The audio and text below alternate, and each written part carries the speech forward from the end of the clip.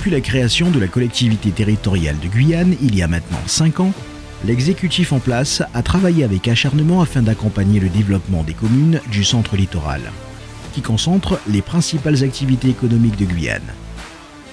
Ce territoire dynamique est composé des communes de Matoury, Remire-Montjoly, Macouria, Montsinéry-Taux-des-Grandes, Roura et Cayenne, la ville capitale de la Guyane. Pour répondre aux besoins liés à l'accroissement de la population, il était important pour Rodolphe Alexandre et sa majorité, dès la création de la CTG, de présenter un projet et des actions ambitieuses pour faire évoluer ce territoire.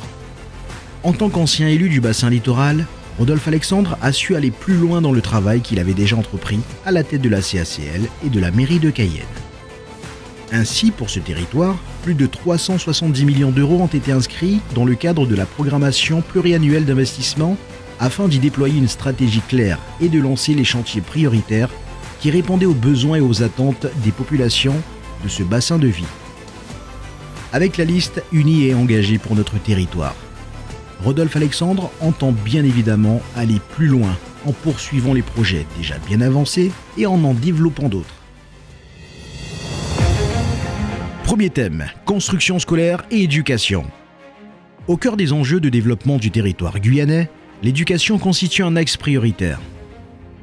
De ce fait, la collectivité territoriale de Guyane a œuvré afin d'offrir de meilleures conditions d'études et de réussite aux collégiens et lycéens partout sur le territoire.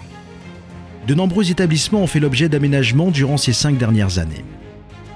C'est le cas du lycée Jean-Marie Michotte qui, en 2019, a vu sa capacité d'accueil augmenter grâce à la construction de 6 nouvelles salles de classe, d'une salle d'études ou encore d'une maison des lycéens. Le tout pour un montant de 1,7 million d'euros. En ce qui concerne le lycée Max Joséphine, des travaux qui s'élèvent à 350 000 euros ont permis à ses occupants d'étudier dans un environnement plus moderne, fonctionnel et agréable. Le lycée Melchior Igaré, construit en 1993, présente plusieurs signes de vétusté. La CTG a donc entrepris des travaux de réhabilitation d'ampleur afin de mettre un terme aux problématiques structurelles et de réaménager les espaces. Ces travaux ont commencé par le Paul Garé, avec la réfection du bâtiment et de son parvis pour un montant de 10,2 millions d'euros. Achevé en 2020, les lycées bénéficient désormais d'une infrastructure fonctionnelle et moderne. Les travaux entamés côté Melchior, quant à eux, se poursuivent et s'achèveront en 2024. Le bâtiment de 6728 m² sera entièrement rénové, avec la construction d'un nouveau bâtiment dédié à l'hôtellerie-restauration. Le coût total de cette opération s'élève à 16 millions d'euros. Face à l'augmentation du nombre de demi-pensionnaires, la construction ou l'extension de réfectoires dans plusieurs établissements est devenue une priorité. Au collège Gérard Holder, la collectivité territoriale a réalisé en 2019 une extension de l'établissement qui comprend, au-delà d'une salle dédiée aux professeurs, une nouvelle cuisine à liaison chaude et un réfectoire d'une capacité de 200 places. Le lycée Félix Éboué dispose lui aussi désormais d'une grande salle de restauration d'une capacité d'accueil de 200 places, ainsi que d'une nouvelle cuisine. Plus besoin désormais pour les élèves de se rendre tous les jours au lycée Melchior Garé pour déjeuner. En plus des travaux de construction, des salles de classe banalisées et une salle des professeurs ont également été livrées. À Remire-Montjoly, les lycéens de Léon Gontran-Damas ont vu la construction d'un nouveau bâtiment équipé de 6 salles banalisées, d'une salle de réunion, d'une salle informatique et d'une infirmerie. Cette extension intervient en supplément de la réhabilitation d'un bâtiment à ossature bois existant, composé de 6 salles banalisées. Le tout pour un total de 3,2 millions d'euros. Un peu plus loin, le lycée Lamain-Prévost a quant à lui bénéficié de travaux similaires, mais aussi d'une extension de l'internat de l'établissement, afin d'élever la capacité d'accueil à 82 places. La fin de ces travaux estimés à 3,9 millions d'euros est prévue pour 2022. Au collège Silver Félix, situé à Macouria, ce sont 6 salles supplémentaires qui ont été construites. Le gymnase, quant à lui, a aussi bénéficié de travaux, pour un montant total de 620 000 euros. En 2018, sur la commune de Matoury, la CTG a entrepris des travaux afin de construire 11 nouvelles salles au lycée professionnel de Balata, dédiées au métier du bâtiment et des travaux publics. Le financement de ces travaux s'élève à 2 millions d'euros. D'importants travaux de sécurisation sont également prévus. En supplément des travaux d'aménagement, d'extension ou encore de réhabilitation dans les différents établissements dont elle a la compétence, l'exécutif a entrepris des projets de construction de plusieurs établissements afin de répondre aux besoins liés aux enjeux démographiques. Parmi les principaux chantiers, le futur lycée polyvalent de Macoria. Situé à l'entrée de Préfontaine, ce nouvel établissement dont le montant s'élève à 45 millions d'euros accueillera d'ici 2024 855 élèves et proposera un enseignement général et plusieurs filières technologiques et professionnelles. Numérique, aéronautique, cosmétique et électrotechnique. Doté d'un internat de 100 places à destination des élèves des communes éloignées. Seront également poursuivis les projets du premier collège de Montignéry. Dès janvier 2023, 600 collégiens y suivront leur scolarité. Il comprendra entre autres une section SECPA, une restauration à liaison chaude, un hall sportif couvert et un plateau sportif extérieur. D'un nouveau lycée sur la ville de Matoury, qui accueillera à terme 1200 élèves d'ici la rentrée 2024. Coût total estimé 45 millions d'euros. À l'horizon 2023, un nouveau collège sera érigé dans la commune de Rémiremont-Joly. Plus exactement, au sein de l'écoquartier Georges Ottilie, afin de permettre d'y accueillir les nombreux élèves du secteur. Deuxième thème, infrastructure sportive. En Guyane plus qu'ailleurs, le sport est un excellent facteur de cohésion sociale et permet de rassembler des personnes de tout horizon. Durant cette première mandature, Rodolphe Alexandre a tenu à remettre à niveau les installations déjà existantes, accompagner les sportifs, soutenir les ligues et les associations sportives, et s'est attelé à construire de nouvelles infrastructures sur le territoire. Dans le cadre de sa politique sportive ambitieuse, chaque année, la CTG met à disposition les installations sportives dont elle a la charge à plus de 150 associations. Elle entreprend par la même occasion des travaux d'entretien et de réfection des sols et des halls sportifs territoriaux, afin d'assurer une pratique en toute sécurité et d'offrir à l'ensemble des usagers des installations sportives de qualité. Parmi les infrastructures existantes, plusieurs halls sportifs ont ainsi bénéficié d'importants travaux de rénovation et de réfection des sols et peintures pour un montant total qui s'élève à plus de 500 000 euros. C'est le cas des halls sportifs des collèges La Canopée et l'Isophion à Matoury, Juste Yacine et Antoine Silver-Félix à Macoria, Rébert Néron et Auguste Dédé à Rémiremont-Joly, Paul Capel, Justin Cataillé et le lycée Melchior Garret à Cayenne. Mais le chantier phare de cette mandature qui a démarré dans la ville capitale, c'est celui du hall sportif du lycée Michotte, qui sera livré dans quelques mois. Ce projet d'envergure monté avec une couverture en bois d'angélique disposera de plusieurs espaces dédiés à la pratique de différents sports et danses, d'un mur d'escalade, d'un terrain multisport, d'une piste d'athlétisme et de vestiaires. Le coût de cet ensemble sportif moderne s'élève à 2,65 millions d'euros, entièrement financé par la CTG. Il sera également mis à disposition des associations sportives de la commune. Dans le cadre de sa politique en faveur de l'accompagnement et de la structuration du sport sur le territoire, l'ancien centre médico-sportif de Guyane a été entièrement réhabilité en un pôle médico-sportif, baptisé du nom de José Dorcy, pionnier de la médecine du sport en Guyane. Inauguré au mois de juin 2019, cette réhabilitation s'inscrit dans le cadre du programme Guyane Base Avancée et traduit la volonté de Rodolphe Alexandre d'améliorer cet outil ayant vocation à assurer le suivi des sportifs, amateurs ou professionnels et encourager et sécuriser la pratique du sport. Le coût total de ces travaux de rénovation et d'extension de l'établissement s'élève à 1,7 million d'euros.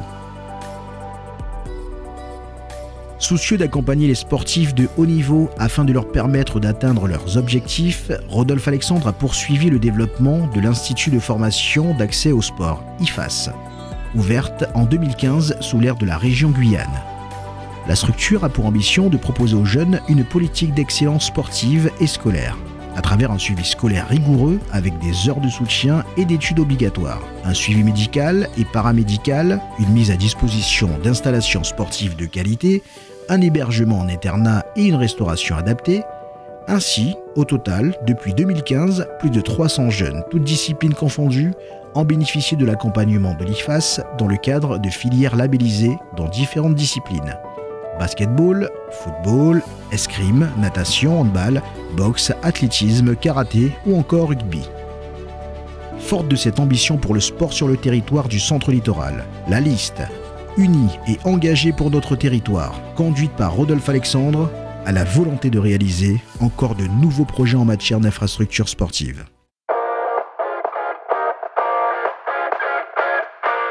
Troisième thème, santé, prévention et protection des populations. Parce que la santé, la prévention et la sécurité sont l'affaire de tous, Rodolphe Alexandre s'est rapidement engagé auprès des sapeurs-pompiers du service départemental d'incendie et de secours à travers la construction de nouvelles casernes, l'achat de nouveaux équipements, de véhicules ou encore la mise en place de concours locaux et de formation. Autrefois, sous la responsabilité du Conseil général, les centres de protection maternelle et infantile accueillent les mamans pendant la grossesse et les enfants jusqu'à leurs 6 ans. La CTG a rapidement entrepris un programme de modernisation et de réhabilitation de ces lieux essentiels. Ainsi, en 2020, 1,8 million d'euros ont été investis dans la réhabilitation de la PMI de Macouria. Les nouveaux aménagements permettent désormais de distinguer le service social de la PMI, avec ces deux secteurs distincts, mère et enfant. Parmi les nouvelles réalisations dans le domaine de la santé, la prévention et le social, la Maison des Solidarités de la Santé de Remire-Montjoly a ouvert ses portes. Ce projet ambitieux d'un montant de 2,4 millions d'euros mené par la CTG abrite désormais les bureaux de l'antenne sociale territoriale, le centre de protection maternelle et infantile de Remire-Montjoly, ainsi que la direction de l'insertion et de la cohésion sociale, DICS, DIX. Elle s'inscrit dans une démarche de modernisation et d'amélioration de la qualité du service public, grâce à l'aménagement d'espaces plus chaleureux et accueillants qui répond aux besoins des familles, comme des professionnels de santé. Une structure similaire verra le jour en 2022 sur la commune de Matoury pour un montant de 5 millions d'euros. Situé en bordure de la RN2, les habitants de Matoury seront dotés d'un centre d'incendie et de secours dont la fin des travaux est prévue pour 2022. L'actuelle caserne, trop vétuste et inadaptée à l'activité des sapeurs-pompiers de la commune, sera remplacée par une nouvelle caserne de 2460 m² dont le coût s'élève à 5,2 millions d'euros. Elle prévoit notamment une partie administrative, un foyer, une salle de cours et de formation, des chambres, une salle de sport ainsi qu'une tour d'entraînement. À côté de cet édifice, nous installerons également une école de sapeurs-pompiers qui permettra de former localement des professionnels du métier et d'offrir des perspectives à la jeunesse guyanaise, toujours très attirée par le métier de sapeur-pompier professionnel. Enfin, la perspective de la création d'un CHU à l'horizon 2025 en Guyane devra nécessiter toute notre attention afin de s'assurer des retombées attendues sur tout le territoire, notamment s'agissant de l'amélioration de l'offre de soins de proximité. Quatrième thème, transport et route. En matière de réseau routier, la collectivité territoriale de Guyane a en charge 450 km de route sur l'ensemble du territoire. Elle investit d'ailleurs 3,5 millions d'euros chaque année pour effectuer les différents travaux d'entretien. Toujours dans le cadre de ces missions et de la mise en place d'un programme ambitieux d'aménagement des routes, des travaux relatifs à l'éclairage de la route qui dessert l'aéroport Félix-Éboué et le giratoire Califourchon ont été entrepris il y a plusieurs mois. Ainsi, les 3,7 km de cette portion de route sont désormais éclairés avec des luminaires de type LED dictés par la volonté de Rodolphe Alexandre de miser sur l'efficacité énergétique. Entièrement financé par la CTG, le coût de ces travaux s'élève à 413 291 050 €. Parmi les différents chantiers routiers lancés durant la mandature, il a été décidé la réfection totale de la RD24, dite la Matourienne. Cette opération d'envergure débutée il y a plusieurs semaines est financée à 100% par la CTG. Des travaux dont le coût est estimé à 25 millions d'euros et qui comprennent notamment la réhabilitation de 9,5 km de voies, la reprise intégrale du revêtement et de la structure de chaussée, la sécurisation de 5 carrefours, la mise en place de l'éclairage public, la réfection de la signalisation horizontale et verticale, le remplacement des glissières de sécurité, la construction d'une voie verte pour les piétons et les cyclistes reliant les différents quartiers de Matoury et Remire-Montjoly, la construction d'une passerelle piétonne de roues sur la crique Fouillée, l'aménagement d'aires de repos. Sur la commune de Remire-Montjoly, le quartier résidentiel d'Attila Cabassou connaît depuis plusieurs années une forte urbanisation et une explosion du trafic routier. C'est pourquoi une réhabilitation en plusieurs phases a été engagée. Tout d'abord, c'est un nouveau carrefour à sens giratoire qui a été inauguré pour un montant de 2,5 millions d'euros afin de fluidifier le trafic sur ce point d'échange et de réduire les embouteillages aux heures de pointe. Une autre phase du projet est lancée en 2021. Il s'agit de faciliter les déplacements des usagers qui empruntent la RD2 dans Attila-Cabasso, en reprenant la structure de la chaussée, en créant un réseau d'assainissement d'eau pluviale, en mettant en place un réseau d'éclairage public performant type LED et en élargissant la voie principale. Le tout pour un coût de 12 millions d'euros. Des travaux très attendus par les riverains et nous serons là pour veiller à leur bon déroulement. Parmi les autres projets phares prévus sur le centre littoral en termes d'infrastructures routières, nous ne pouvons pas ne pas évoquer le vaste projet de réaménagement prévu entre le giratoire de Balata Sud et celui du Proct. Financé à hauteur de 50% par la collectivité territoriale de Guyane, soit 13,2 millions d'euros, et autant par l'État, ce boulevard urbain sera constitué d'une plateforme routière à 2 fois 2 voies, avec une voie supplémentaire réservée au transport en commun en site propre, ainsi qu'une voie piéton-cycle latérale supplémentaire dans chaque sens.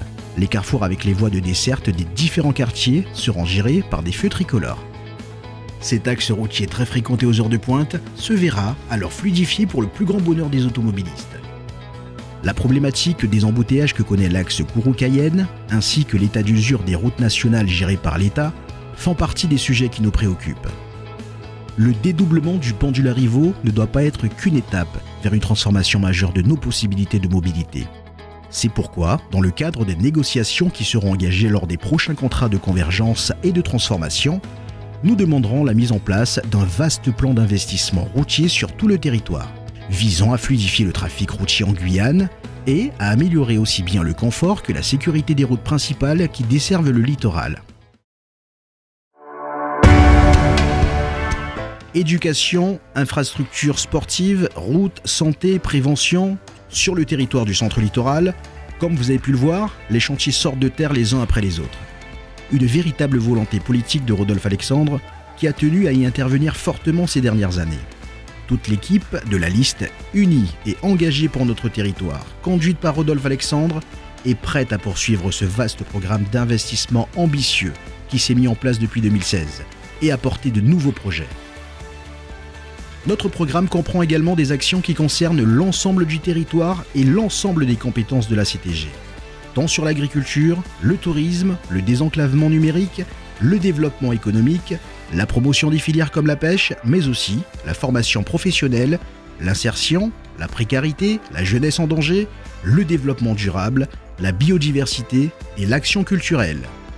Nous sommes prêts à nous mobiliser dès le début de la prochaine mandature. Si vous nous accordez votre confiance lors de ces élections territoriales 2021, ensemble, vers un nouvel horizon pour la Guyane.